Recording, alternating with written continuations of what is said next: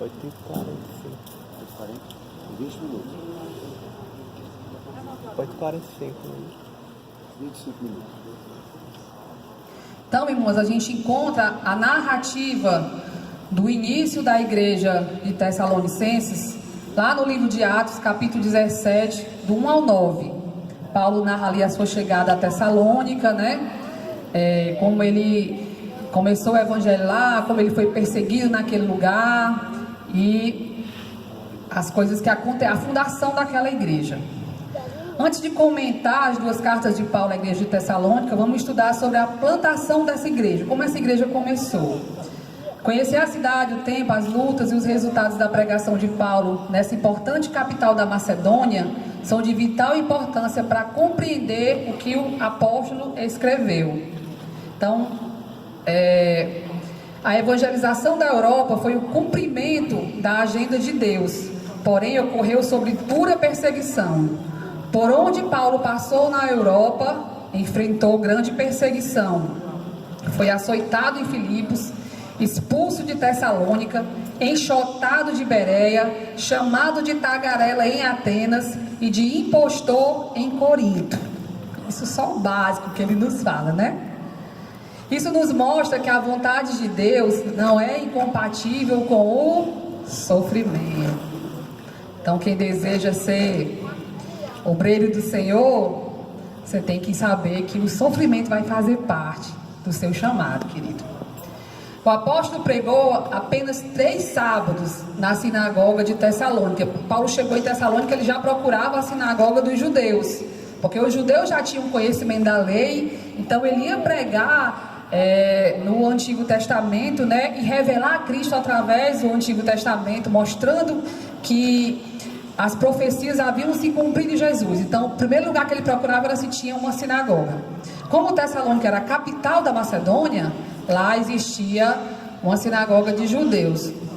Então, ele fundou... Vale lembrar que nada do Novo Testamento havia sido escrito. Estava sendo escrito ainda, né? Isso. Quando ele se expressa e faz uso da palavra, onde ele diz toda a escritura é inspirada por Deus, ele está se referindo à lei. Ele não está se referindo a nada no Novo Testamento. Isso, agora Deus sabe. Amém. Vale lembrar, irmãos, quando Paulo diz que toda escritura é inspirada por Deus, ele está se referindo à lei. Ele não está se referindo ao Novo Testamento, porque nada no Novo Testamento havia ainda sido escrito. Ou seja, estava sendo vivenciado e daqui a alguns anos iria ser compilado. Então, é muito importante isso que a Marta ressaltou, porque na verdade Paulo usava a lei para demonstrar Cristo através da lei. Por isso ele procurava geralmente as sinagogas, porque seria mais fácil, assim por dizer, para que ele pudesse explicar esse novo evangelho da graça, tanto aos judeus como também aos gentios. Amém. Então o apóstolo pregou apenas 3 sábados na sinagoga de Tessalônica, e esse tempo foi o suficiente para reproduzir uma verdadeira revolução na cidade. O evangelho causou grande impacto na vida dos gentios.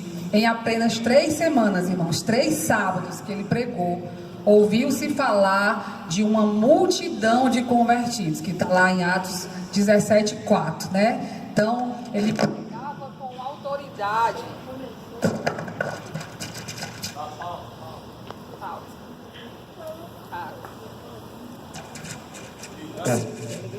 Ele pregava com autoridade, um poder tão grande do Espírito Santo, irmãos, que mesmo pregando para os judeus, que eram pessoas que haviam nascido na lei, né, que tinham todo aquele ritual da lei nos seus corações, mas o poder do Espírito Santo era tão grande que ele conseguia convencê-los ao Evangelho de Cristo, como também aos gregos, que também habitavam naquela região. E a perseguição que Paulo sofreu nesse lugar, né? A perseguição em Tessalônica, ela não teve origem política, como em algumas outras regiões, mas religiosa. A oposição não partiu da religião pagã, mas do judaísmo, da própria religião que Paulo fazia parte, né? Os judeus invejosos usaram os métodos mais baixos para perturbar o trabalho de Paulo em Tessalônica. Então eles saíram procurando o pessoal do meio da bandidagem, irmãos, os bandidos da rua, para que eles alvoroçassem a cidade contra Paulo, né? Os judeus formalizaram uma acusação política contra Paulo e seus cooperadores. Eles acusaram Paulo de sedição, de alta traição e de conspiração contra o imperador. Ou seja, eles diziam, esse homem, ele fala, esses homens que alvoroçaram o mundo estão chegando também aqui, né? Porque eles já tinham ouvido falar da pregação do evangelho em outras regiões. E ele fala, esses homens que andam perturbando aí o mundo, alvoroçando o mundo, estão chegando aqui. E eles estão pregando outro rei que não é César. Ou seja, os imperadores romanos, eles queriam ser adorados como rei. E como Tessalônica era uma cidade pertencente ao Império Romano, falar que as pessoas da cidade estavam se adorando outro rei que não fosse César, né? Para eles era como se fosse uma traição. Então a cidade tinha medo de que Roma se voltasse contra ela, de que Roma fizesse uma rebelião, que queimasse, que matasse ele. Então a cidade se alvoroçou. Eles conseguiram alvoroçar o pessoal da cidade contra Paulo e seus cooperadores. E o motivo das cartas, né? Por que Paulo escreveu essas duas cartas? Quando Paulo saiu de Tessalônica, sobre um clima de intensa perseguição, ficou preocupado com o futuro da igreja. Ou seja, ele deixou lá vários novos convertidos, que ele não tinha tido tempo de discipular, de ensinar profundamente a palavra de Deus. No meio daquela perseguição, no meio daqueles falsos ensinos, ele ficou, meu Deus, será que aquele povo vai permanecer firme, né? Mas ele não descansou sua alma até encontrar-se com Timóteo em Atenas e saber que aqueles irmãos estavam firmes na fé. Então Timóteo levou notícias da igreja de Tessalônica para Paulo. As notícias trazidas por Timóteo também sinalizavam alguma inquietação. Paulo então descreve duas cartas para resolver os seguintes problemas. Aí ele teve uma alegria e uma tristeza. A alegria era que os irmãos continuavam firmes na fé. E a tristeza é que os irmãos estavam sendo enganados, né, pelos ensinos dos falsos mestres que estavam deturpando a palavra. Então ele escreve essas duas cartas exatamente para corrigir os erros doutrinários que estavam sendo inseridos na igreja. O primeiro motivo é que a crença que a vinda de Jesus era iminente. Então, para eles a vinda de Jesus era a qualquer momento. Alguns deles deixaram de trabalhar, deixaram as suas propriedades e passaram a viver às custas de outros irmãos, né? Se tornaram pesados à igreja. Então Paulo escreve para corrigir essa prática equivocada, irmãos, mostrando que não precisava disso para esperar a volta do Senhor, que nós devíamos seguir a nossa vida normalmente, trabalhando, casando, fazendo tudo. Mas vivendo, o importante era viver o Evangelho de Cristo. Que ele não precisava daquele desespero, deixar de trabalhar, de abandonar os seus empregos, as suas coisas, porque nós precisamos esperar a volta do Senhor, preparados espiritualmente, né? Então, essa carta é a carta mais escatológica do Novo Testamento. Qual é a carta mais escatológica do Novo Testamento? Primeira e segunda. Olha os bizu, hein? Havia confusão acerca do destino dos crentes, o outro motivo, né? Na hora da morte. Alguns crentes acreditavam que se alguém morresse antes da segunda vinda de Cristo, estavam em total prejuízo em relação aos vivos. Então os irmãos pensavam que só iria participar da vinda de Cristo, do arrebatamento, só iria ver a glória triunfal do Senhor os crentes que estavam vivos. Porque eles achavam que os que tinham morrido, eles não criam na ressurreição, não criam em vida após a morte. Os gregos não criam nisso e eles ainda não tinham recebido o ensinamento sobre isso. Então eles achavam que morreu, acabou. Os irmãos que tinham morrido tinham perdido tudo, né? Então Paulo vai escrever explicando a eles que os irmãos que morreram em Cristo, na verdade eles vão preceder os que estão vivos na vinda do Senhor, né? Nós vamos já ver isso mais na frente. Paulo escreve afirmando que os crentes que morreram no Senhor não estavam em desvantagem em relação aos que estiveram vivos até a volta do Senhor. E o terceiro motivo que ele escreveu essa carta é que havia uma tendência de desprezar toda a autoridade legal. Os novos convertidos da igreja de Tessalônica estavam transformando a democracia grega em um risco para a vida cristã, pois tinham dificuldades de acatar e obedecer às autoridades estabelecidas na igreja. Aí Paulo vai falar da importância da obediência à liderança da igreja para ensinar os irmãos. E o quarto motivo é que havia uma tendência à recaída na imoralidade. O mundo grego estava eivado de sensualidade.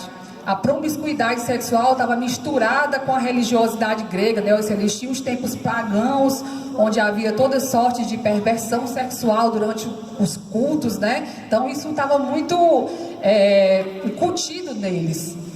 Esse ambiente de impureza fazia parte da cultura dos tessalonicenses. Para eles era como se fosse algo normal, né? Paulo já tinha que ensiná-los para que isso fosse arrancado de seus corações. Paulo escreve a eles para ensinar-lhes que Deus os havia chamado para a santidade e não para a impureza. E o quinto motivo: havia um grupo de resistência ao apostolado de Paulo. Haviam pessoas que acusavam Paulo de ganancioso, outros que acusavam Paulo de ditador. Paulo escreve para defender seu apostolado e mostrar a eles que sua postura entre eles fora irrepreensível. Então, Paulo vai mostrar o seu testemunho e desfazer as acusações dos falsos mestres. E o sexto motivo é que havia sinais de divisão na igreja. As disputas internas ameaçam a comunhão da igreja nascente. Havia falta de amor e comunhão entre alguns crentes. Então, eles já estavam, mesmo a igreja novinha, mas já estava tendo fofoca pelo meio, já estava tendo falta de comunhão. Então, Paulo vai em cima para corrigir esses erros, né? E vamos falar um pouquinho sobre a cidade. Como era a cidade de Tessalônica? Paulo, como sempre, um grande estrategista. Na sua primeira viagem missionária, ele concentrou-se em Chipre e na Galácia. Na segunda, ele dedicou-se à evangelização das províncias da Macedônia e da Acaia. Na terceira viagem missionária, concentrou-se em Éfeso, na província da Ásia Menor. Em todas essas regiões, Paulo vai se fixar nas 3 capitais das províncias: Tessalônica, que era a capital da Macedônia, Corinto, que era a capital da Acaia, e Éfeso, que era a capital da Ásia, né? O apóstolo entrou na Europa por orientação do Espírito Santo. Os irmãos lembram que ele estava com o propósito de ir para a Ásia e o Espírito Santo direcionou para a Macedônia. Mas ele tinha discernimento para fazer as melhores escolhas estratégicas na obra missionária. Ou seja, apesar dele ter sido direcionado pelo Espírito Santo para ir para lá, mas o Espírito Santo não foi dizer tintim por tintim: olha, Paulo, tu vai, se fixa lá na capital, lá em Tessalônica, que é a capital, que é a cidade de maior movimento comercial, onde tem muita gente. Não, ele procurava ter esse discernimento para que a evangelização fosse o mais eficaz possível, né? Então, Tessalônica era cortada por uma via expressa que ligava o Oriente ao Ocidente, que era chamada Via Egnátia. De todas as cidades dessa artéria, a Via Egnátia, Tessalônica era maior e mais influente. Situada atualmente no atual Golfo de Salônica, foi edificada na forma de um anfiteatro nas colinas no fundo da Bahia.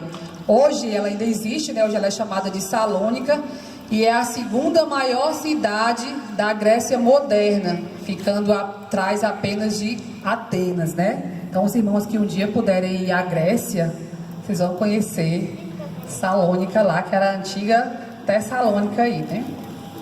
Hoje é atual. Paulo costumava ministrar nas cidades maiores e transformá-las em centros de evangelismo a toda a região. Então, aquele que eu sempre tenho falado nas outras aulas. Ele ia para os grandes centros, porque desses grandes centros, os viajantes, os comerciantes que aceitavam a Cristo, levavam o evangelho para as demais regiões, né? Tessalônica era um importante centro comercial, só comparado à cidade de Corinto. Ali ficava um dos mais importantes portos da época. Ela comandava o comércio marítimo pelo mar Egeu e terrestre pela via Egnátia, né? Então, ela era uma cidade de comércio marítimo e terrestre que ligava o Ocidente ao Oriente, né? Também por Tessalônica passava diversas rotas comerciais. Sua população era estimada em 200 mil habitantes e ela ficava na entrada do Império Romano, ou seja, uma cidade super estratégica, né? Paulo sabia que se o cristianismo conseguisse se estabelecer em Tessalônica, ele se estenderia ao Oriente pela via Egnátia até conquistar toda a Ásia e pelo Ocidente chegaria certamente à cidade de Roma. O advento do cristianismo em Tessalônica foi um passo crucial na transformação do cristianismo em religião mundial, né? Que isso acontece bem mais lá na frente, quando o imperador Constantino transforma o cristianismo na religião mundial. E Tessalônica foi uma das cidades que teve muita influência para isso. Depois disso, Paulo é enxotado de Tessalônica e ele vai para Bereia.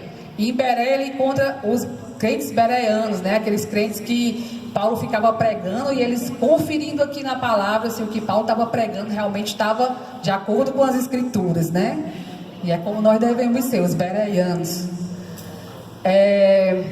Lá em Bereia também ele deixou uma igreja, foi escorraçado de lá também e foi para Atenas, né? E Atenas, os irmãos todos conhecem a história de Paulo e Atenas, lá no Aerópago, né? Que ele prega ao Deus desconhecido, né?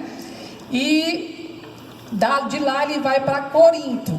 Ele se fixa em Corinto, que era a capital da Acaia, fica 1 ano e meio em Corinto, e é de Corinto que ele escreve as 2 cartas aos Tessalonicenses. Então, dada essa breve introdução, nós vamos para o conteúdo da carta agora, capítulo 1. Sandrinha, quer dar aquele aviso agora? Pronto. Falta 7 minutos para o intervalo, irmãos. Aí a Sandrinha vai dar um aviso para vocês e os irmãos estão liberados depois.